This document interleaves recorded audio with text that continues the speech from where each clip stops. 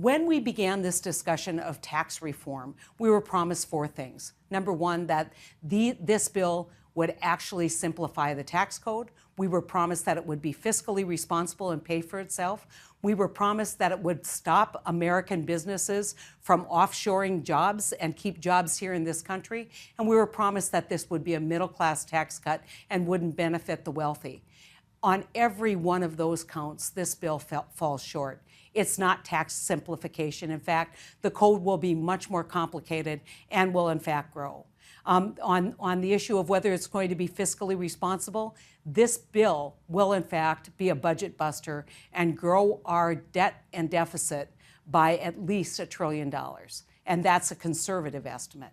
This also is a huge, the huge part of the benefits of this bill go to the wealthiest among us. And the middle class in some ways will get a tax cut in the early years, but that tax cut is temporary.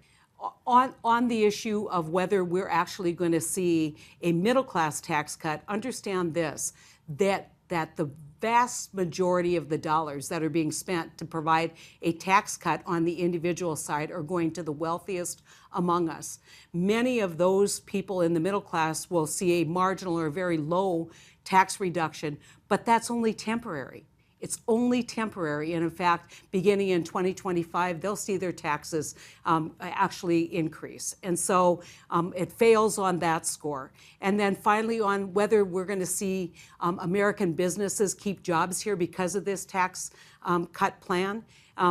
Most people who have analyzed it have now said that provisions in this bill will in fact encourage outsourcing of American jobs. So all four promises were not complied with and not met.